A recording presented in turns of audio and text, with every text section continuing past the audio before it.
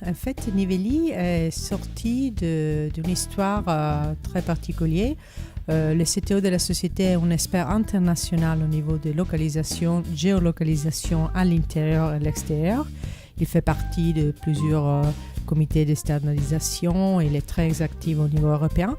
On s'est dit, ça c'est une expertise qu'il faut vraiment faire connaître et en fait construire dessus des produits très spécifiques verticaux.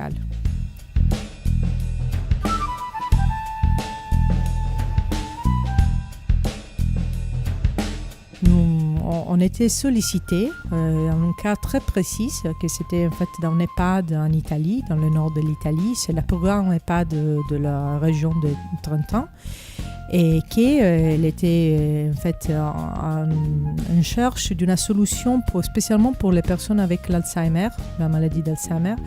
Et le suivi de ces personnes il avait des scénarios d'utilisation de situations potentiellement dangereuses.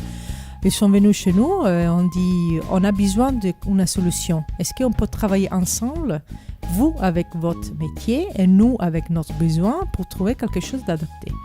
On a essayé plusieurs technologies, plusieurs solutions. On est arrivé à la solution technique de mentorage. Et après, on s'est dit, mais ça pourrait être intéressant, pas seulement pour un EHPAD en Italie, ça pourrait être en fait un produit utilisable partout, comme en fait il y a un vrai souci au niveau des personnes âgées, spécialement avec l'Alzheimer.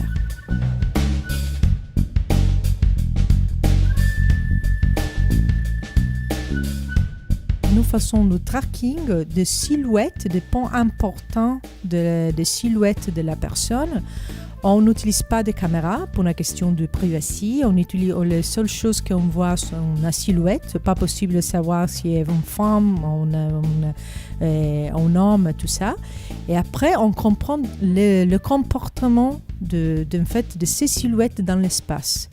Et avec notre algorithme de coding, on peut comprendre s'il y a des scénarios de potentiels dangers. Et évidemment, ça envoie des alarmes automatiques avec des situations comme les errances, la chute, la personne qui s'enlève de lit. Il y en a plusieurs modules et qui sont évidemment adaptables à la situation particulière de la personne. Et ça, en fait, il y a un capteur 3D et un ordinateur. Et c'est déjà utilisé en Italie en plusieurs situations, mais il va être très bientôt installé aussi en Roumanie, en Grèce et une autre partie en Italie aussi. Ça veut dire comme par exemple pas seulement l'EHPAD, mais des logements foyers.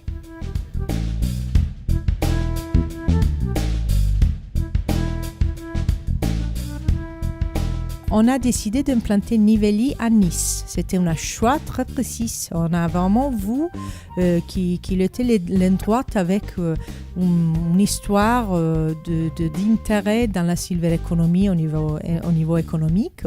Et Nice, c'était parfait comme endroit parce qu'il y avait une vraie dynamique de devenir, en fait, il y a une dynamique de devenir un centre pour la e-santé reconnu au niveau européen. Il y en a les liaisons avec Sophie Antipolis. En fait, on est rentré avec Nivelli à l'incubateur PACA Est. On est coaché par les IT Digital et on a été accueillis ici par la C2EI, par le 27 d'Elval, dans cette pépinière pour la e-santé. Et tout ça, ça a commencé à la fin de 2015, c'est très récent. La solution technique, la première version était déjà en fait développée. On a fait toute la partie de tout des marchés, toute la partie marketing, qui en fait c'était la partie qui nous a absorbé beaucoup de temps parce qu'on avait une solution technologique mais pas un produit. Qu'en fait maintenant on va lancer.